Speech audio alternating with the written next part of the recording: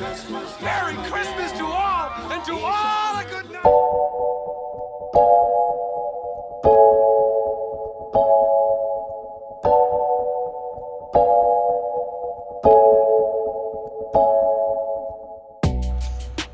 The winter solstice has been a time of celebration around the world long before the arrival of the man named Jesus. The word solstice is derived from the Latin word sol, meaning sun, and sistere, meaning to stand still. During a solstice, from our viewpoint on Earth, the sun appears to stop moving any further on its path for approximately 3 days before it reverses direction. This time represents the long nights of fall and winter being over and means we can all look forward to longer days and more sunlight. Since ancient times, people all over the world have recognized this important astronomical event and celebrated the sun being born on December 25th. Dongzhi, meaning arrival of winter, is a huge festival in China where the center is family gathering together and celebrating the year they've had. Its origin is in workers returning from the fields and enjoying the fruits of their labor with special foods like tangren, which are rice balls. The Hopi Native Americans celebrated Soil during winter solstice. Ceremonies and rituals include purification, dancing, and even gift-giving. Hopi also welcome the Kachinas, which are protective spirits in the mountains, and make prayer sticks that they use for a number of rituals and blessings. Scandinavians celebrated what was called Yule from December 21st well into January. The men of the family would bring home large logs and set them on fire in recognition of the return of the sun. They would feast until the log burned out, which could take up to 2 weeks. They believed that each spark from the fire represented a new pig or calf that would be born during the coming year.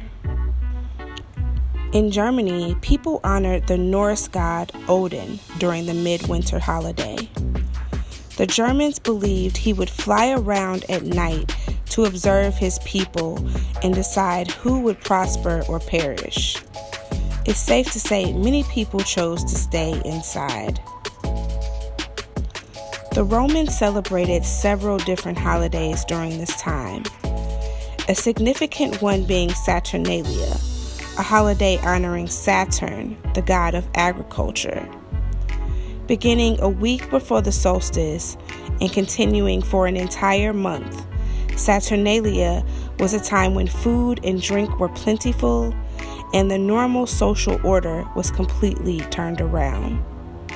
Slaves would become masters and vice versa. The poor were in command of the city, and businesses would close so that everyone could participate.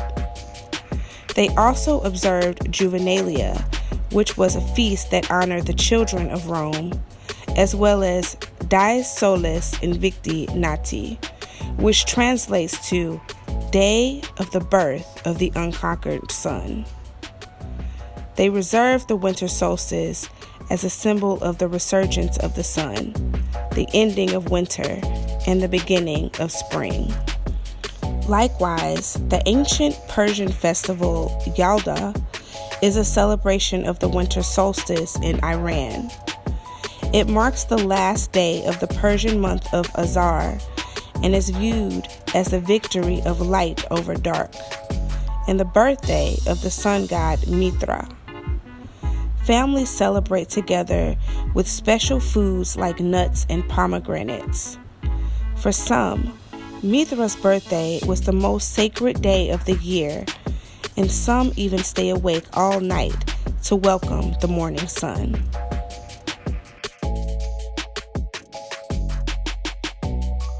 In the beginning days of Christianity, the birth of Jesus was never celebrated, and Easter was the only main holiday. There was strong opposition in the church to recognize birthdays of martyrs, and numerous church fathers believed saints and martyrs should be honored on the days of their martyrdom, which was considered their true birthdays from the church's point of view. December 25th was first identified as the date of Jesus' birth by a Roman historian named Sextus Julius Africanus in the year 221. He came up with this date because it was believed that Jesus, as well as the world, was conceived around March 25th during the vernal equinox. And so 9 months from March 25th is December 25th. By the 4th century, the Roman Emperor Constantine had converted to Christianity and declared it the official religion of Rome. They were looking for ways to end the pagan festivities and decided it was easier to get people to celebrate an existing festival with a new name than to create a brand new festival. In an effort to absorb and Christianize the traditions of the Saturnalia festival and Die Solis Invicti Nati, Pope Julius I chose December 25th to celebrate the birth of Christ, almost 300 years after his death, according to the Bible. The holiday was first called the Feast of the Nativity, and after 100 years, the custom spread to Egypt and later to England by the end of the 6th century. It later became Christmas, which translates to Mass of Christ. Christian writers frequently made the connection between the birth of the Son and the rebirth of the Son. By the year 1645, Oliver Cromwell and his Puritan forces took over England. This created a wave of religious reform that completely changed the way holidays were celebrated. They vowed to rid England of any decadence and ultimately canceled Christmas. He preached against the heathen traditions of singing carols, decorating trees, and any joyful expression that desecrated the sacred event.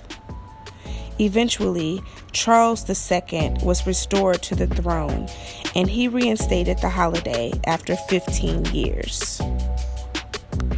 The English separatists, or pilgrims as we know them, that came to America in the 1600s were even more orthodox in their Puritan beliefs than Cromwell. Because of this, Christmas was not a holiday in early America. From 1659 to 1681, Christmas was actually banned in Boston, and anyone showing the Christmas spirit was fined 5 shillings, which is the equivalent of $1.20 now. The Pilgrims' second governor, William Bradford, wrote that he tried hard to stamp out pagan mockery of the observance, penalizing any frivolity. In 1819, best-selling author Washington Irving wrote the sketchbook of Geoffrey Crayon, Gent, which was a series of essays and short stories about the celebration of Christmas in an English manor house. In Irving's mind, Christmas should be a peaceful, warm-hearted holiday, bringing different groups together across lines of wealth and social status.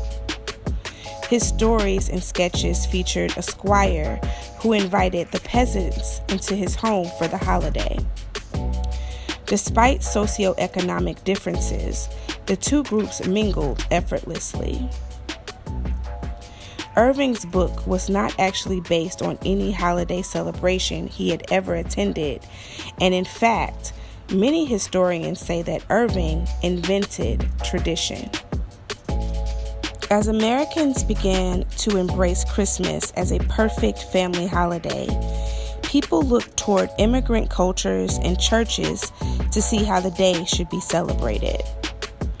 Americans built a Christmas tradition of their own that included pieces of many other customs, like decorating trees, sending cards, and giving gifts.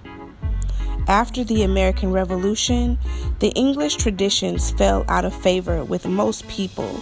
However, by 1870, Christmas was declared a federal holiday.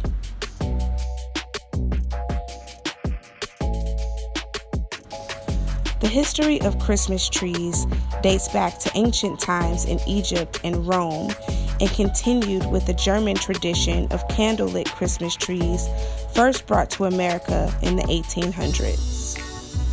Plants and trees that remained green all year had a special meaning for people in the winter.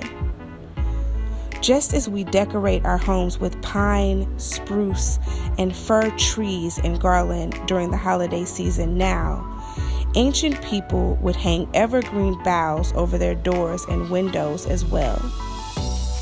In many countries, it was believed that evergreens would keep away witches, evil spirits, and even illness.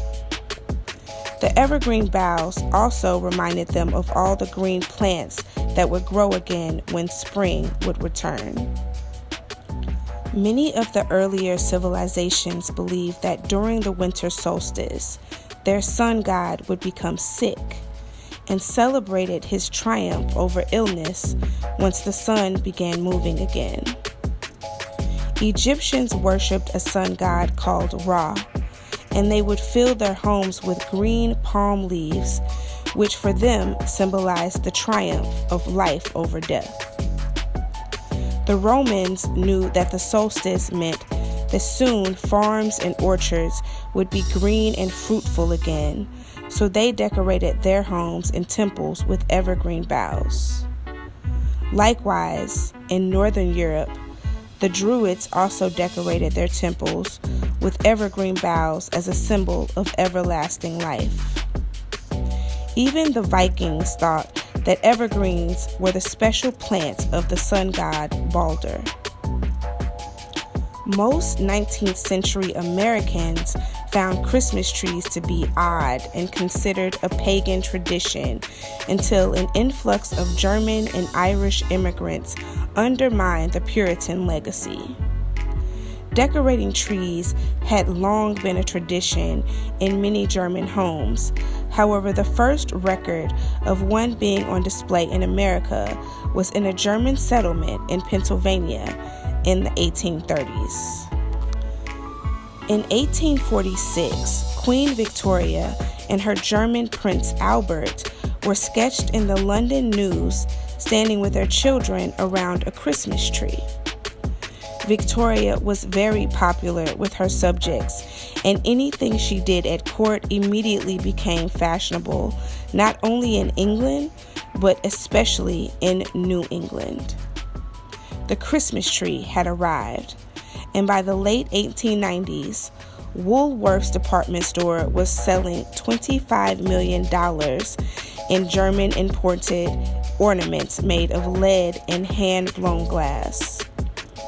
The Christmas tree had become extremely popular in the United States.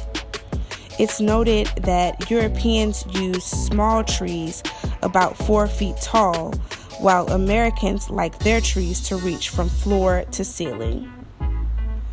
In the early 20th century, you could see Americans decorating their trees mainly with homemade ornaments, while German Americans continued to use candles, apples, nuts, marzipan cookies, and stringed popcorn after being dyed bright colors and interlaced with berries. As time went on, tree decorations became increasingly more artful, incorporating new materials like tinsel, silk, and wool. Electricity brought about Christmas lights, making it possible for Christmas trees to glow for days on end. With this, Christmas trees began to appear in town squares across the country, and having a Christmas tree in the home became an American tradition. Today, Christmas trees are grown in every state, including Hawaii and Alaska.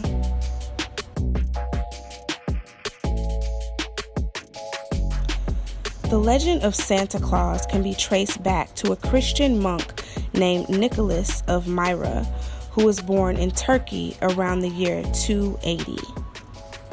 Saint Nicholas gave away all of his wealth and traveled the countryside helping the poor and sick, becoming known as the protector of children and sailors. He was depicted as a tall, white-bearded man in red clerical robes who arrived every December 6th on a boat to leave gifts or coal lumps at the homes of children. By the Middle Ages, Nicholas's fame had spread to much of Europe, thanks in large part to the dispersal of parts of his skeleton to churches in Italy, where they were venerated as relics. Saint Nicholas's popularity eventually spread to Northern Europe, where stories somehow got mingled with folk tales of elves and sky chariots. Saint Nicholas first entered American culture in the late 18th century in New York, when Dutch families would honor the anniversary of the death of Sint Nicolaas, or Sinterklaas for short.